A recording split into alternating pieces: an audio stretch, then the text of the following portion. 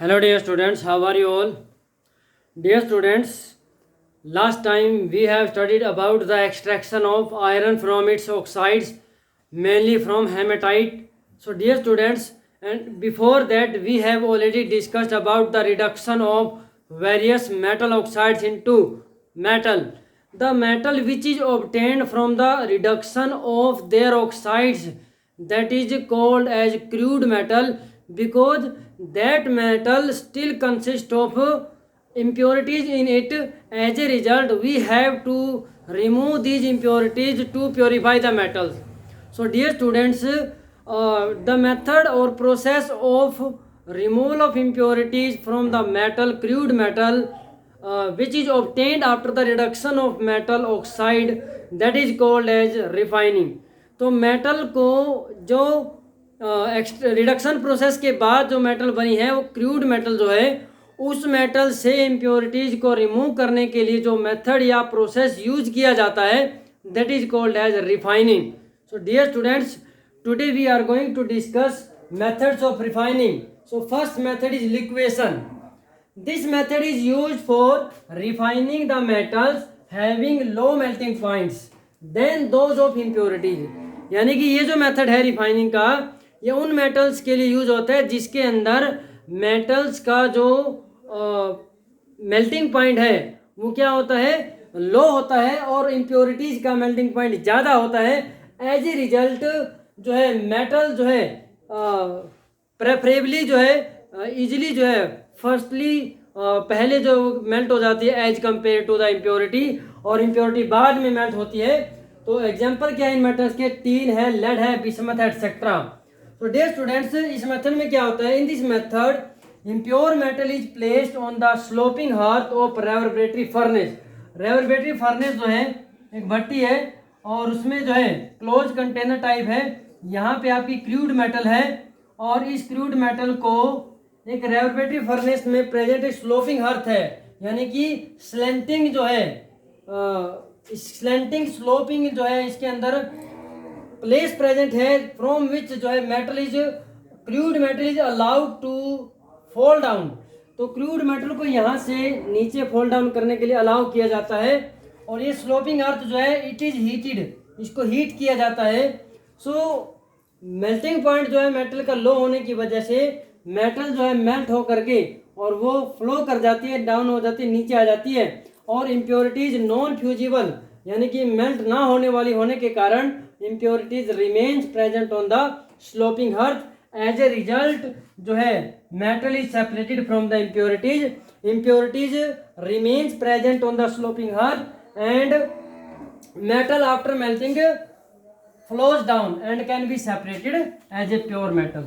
So dear students, this is one of the method, and second method is electrolytic refining. Very important जो है method है, 10th class में भी आपने पढ़ा होगा. electrolytic refining. electrolytic refining, as you know about the name electrolytic refining process है. electrolytic means electrolysis process के ऊपर बेस्ड होती है. So dear students, this method is general method for the purification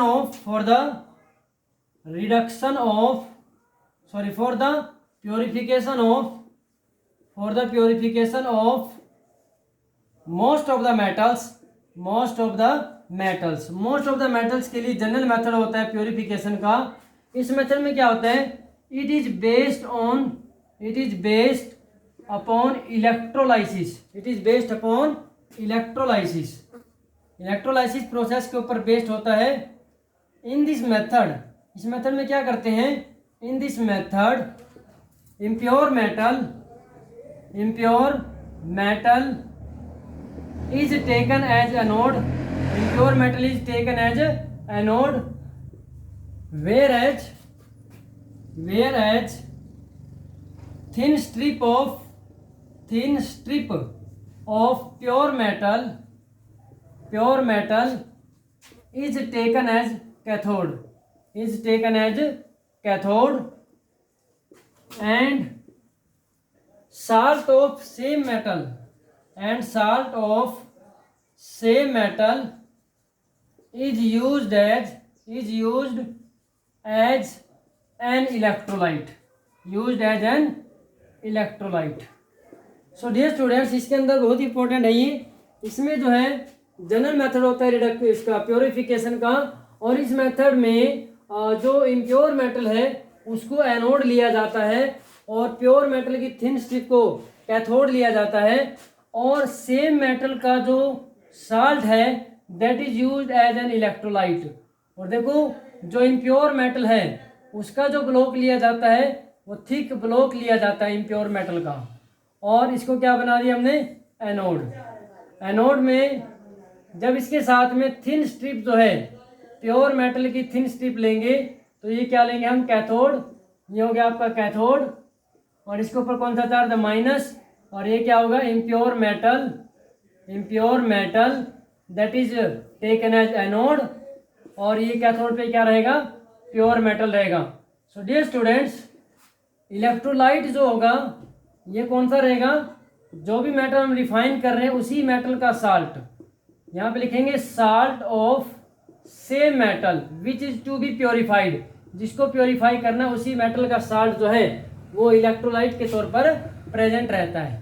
so when electric current is allowed to pass through electrolyte, जब electrolyte में से electric current pass किया जाता है then pure metal is deposited at cathode from electrolyte. So when electric current is passed through electrolyte pure metal from कहाँ से, from electrolyte, pure metal from electrolyte is deposited at cathode and same amount of metal from anode is added to electrolyte। So ये process जो this process goes on and whole metal, impure metal is deposited over the pure metal, and impurities remains present in the container under the anode in form of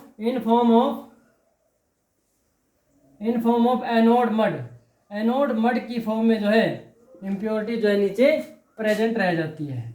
so dear students, ये जो आपके यहाँ पे क्या हो जाएगा, anode mud, यानी कि impurities present under the anode. So for example हम लेंगे रिफाइनिंग ऑफ कॉपर। तो कॉपर मेटल की रिफाइनिंग का एग्जांपल लेते हैं। So in this method impure copper metal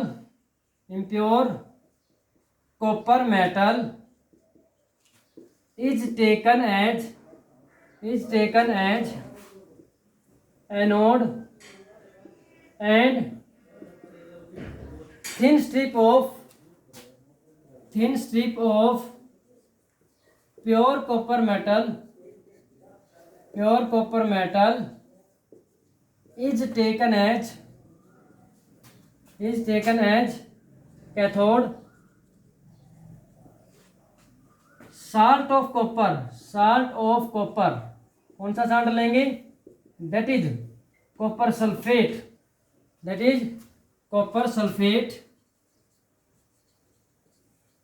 is used as an electrolyte। इसको इलेक्ट्रोलाइट के तौर पर हम यूज करेंगे।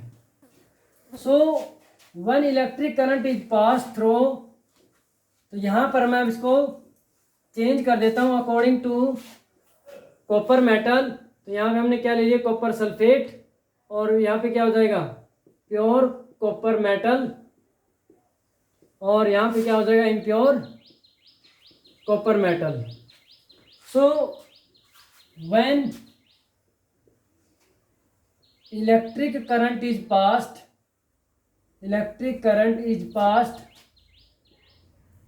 देन क्या होगा, फॉलोइंग रिएक्शंस टेक्स प्लेस। तो कौन कौन सी रिएक्शन होंगी, एट एनोड पर कौन सी रिएक्शन होगी, देखो एनोड जो है यहाँ पर ऑक्सीडेशन होगा at anode, oxidation takes place और रिएक्शन क्या होगी, Cu जो है Cu फ्रॉम इम्प्योर मेटल से जो Cu है इलेक्ट्रॉन लूज करेगी, क्या बन जाएगा, Cu2 प्लस 2 इलेक्ट्रॉन। और ये देखो यहाँ से Cu जो है ब्रेक डाउन होके Cu2 प्लस आयन बनके के इलेक्ट्रोलाइट में डिपॉजिट ऐड हो जाएगा। तो ये कहाँ चला जाएगा, into electrolyte, Cu2 plus ion into electrolyte add हो जाता है। उसके बाद एट कैथोड पर कौन सी रिएक्शन होगी, at cathode reduction takes place. यहाँ पर क्या होगा, रिडक्शन टेक्स प्लेस। इसमें क्या होगा, Cu2 प्लस आयन कहाँ से, फ्रॉम इलेक्ट्रोलाइट से Cu2 प्लस जो आयन है इट विल गेन 2 इलेक्ट्रॉन। देखो जैसे ही Cu 2 इलेक्ट्रॉन यूज करेगा तो 2 इलेक्ट्रॉन जो है थ्रू दिस कनेक्टिंग वायर यहाँ पहुँच जाते हैं, कैथोड पर पहुँच जाते हैं और इलेक्ट्रोलाइट से Cu2 plus ion electron gain करके क्या बन जाता है, Cu डिपॉजिटेड एट कहाँ पर डिपॉजिट हो जाएगी, कैथोड पर डिपॉजिट हो जाती है। And the impurities remains present under anode in form of, किस फॉर्म में, एनोड मड की फॉर्म में जो है इम्प्योरिटीज नीचे प्रेजेंट रह जाती है। So dear students, this process goes on. यहाँ से कॉपर मेटल ब्रेक डाउन होगी, Cu2 प्लस आयन बनेगा, इलेक्ट्रोलाइट में ऐड हो गया तो इलेक्ट्रॉन यहाँ से मूव करके इधर जाएंगे, Cu2 plus ion from electrolyte, Cu2 plus ion electrolyte से डिपॉजिट हो जाएगा Cu बन करके, प्योर Cu बन करके कैथोड पर। तो आप इस तरीके से बोल सकते हैं कि जितने आयन यहाँ से, जितने मेटल एटम जो है ब्रेक डाउन होकर के आयन बन के इलेक्ट्रोलाइट में डिपॉजिट होंगे, सेम अमाउंट इलेक्ट्रोलाइट से कैथोड के ऊपर जो है डिपॉजिट हो जाएगी और इलेक्ट्रोलाइट में जो Cu2 प्लस आयन है उनकी कंसंट्रेशन या अमाउंट क्या रहेगी, कांस्टेंट रहती है, वो चेंज नहीं होती। This process goes on and metal is purified and impurities, ये जो ब्लॉक है ये थिन होता जाएगा, फाइनली जो है ये डिसअपियर हो जाएगा और ये ब्लॉक जो थिन स्ट्रिप ली थी प्योर मेटल की वो थिक होती जाएगी, इसके ऊपर डिपोजिशन होता रहेगा और यहाँ पे इम्प्योरिटीज कलेक्ट होती रहेगी। इस तरीके से जो है आपका ये रिफाइनिंग ऑफ कॉपर मेटल हो जाता है। So next we will discuss about zone refining. So in zone refining, what is this method? This method is used for metals which are required in very high purity. यानी कि ये method वहाँ use किया जाता है जहाँ पर metals high purity में रिक्वायर्ड हो। और एग्जांपल है जैसे silicon, germanium, boron, gallium, indium, इस तरीके के एलिमेंट्स की प्योरिफिकेशन के लिए मेथड यूज किया जाता है। इस मेथड का प्रिंसिपल ये है कि impurities are more soluble in molten state as compare to solid state of metal. यानी कि इम्प्योरिटी जो है जब मेटल मेल्ट हो जाएगी, मोल्टन स्टेट में रहेगी, तब इम्प्योरिटीज उसमें ज़्यादा सोल्यूबल रहती है, सॉलिड स्टेट में वो सोल्यूबल नहीं रहती। देखो इस मेथड में क्या है, हमारे पास इनर्ट एटमॉस्फेयर का एक जो है सेटअप है। इसमें सबसे पहले देखो इम्प्योर मेटल जिसको भी हम प्योरीफाई करना चाहते हैं उसको एक बार की फॉर्म में, रोड की फॉर्म में कास्ट कर लेते हैं, शेप में कन्वर्ट कर लेते हैं। देन फ्रॉम वन एंड, एक एंड से हम moving heater, circular moving heater का यूज करते, फिक्स करके और उसको दूसरे एंड की तरफ मूव कराते हैं। तो यहाँ जो देखेंगे इस टाइम पर ये बीच में है, स्टार्टिंग यहाँ से होती है लेफ्ट हैंड साइड से, यहाँ पर हीटर लगा करके और फिर इसको हीट करेंगे, मोल्टन स्टेट में कन्वर्ट हो जाएगा। फिर इसको हीटर को आगे मूव करते रहेंगे तो मोल्टन मेटल ये भी आगे मोल्टन जोन जो है आगे मूव करता रहेगा, और साथ में इम्प्योरिटी जो है वो भी मोल्टन पार्ट के साथ आगे मूव करती रहेगी। तो इसको लेफ्ट हैंड साइड से लेकर के टुवार्ड्स राइट साइड तक मूव कराते हैं। This process is repeated again and again, bar bar repeat करते हैं। क्यों? ताकि इम्प्योरिटीज सारी यहाँ से कलेक्ट होकर के इस एंड पर पहुँच जाए। फाइनली जो है फ्रॉम दैट एंड इसको छोटे से पार्ट को, लास्ट में जो पार्ट जहाँ पर इम्प्योरिटीज इकट्ठी होती है उस पार्ट को कट कर देते हैं, remaining pure metal is separated. So यहाँ देखें, जैसे जैसे मूव करेगा हीटर, पीछे वाला पार्ट जो है कूल होता रहेगा, सॉलिड होती रहेगी मेटल, तो प्योर मेटल होती रहेगी, क्योंकि इम्प्योरिटीज सॉलिड स्टेट में सोल्यूबल नहीं है। आगे इम्प्योर मेटल है, बीच में मोल्टन पार्ट में इम्प्योरिटी भी है, मेटल भी है। तो जैसे जैसे चलता रहेगा ये प्रोसेस रिपीट होता रहेगा। So dear students, today we have discussed 3 methods of refining. Rest 2 other important methods we will discuss later. Vapour phase refining है, वैन आर्कल मेथड है, मॉन्ट प्रोसेस है, ये हम जो है नेक्स्ट लेक्चर में पढ़ेंगे। So dear student, you have to practice these topics, because यहाँ से क्वेश्चन आता है जोन रिफाइनिंग को एक्सप्लेन करो, या इलेक्ट्रोलाइट रिफाइनिंग बहुत इंपॉर्टेंट है, वहाँ पर एग्जाम्पल पूछा जा सकता है, केमिकल रिएक्शन पूछी जा सकती है। So you have to prepare according to that. So dear student, this is enough for today. Thank you and have a nice day.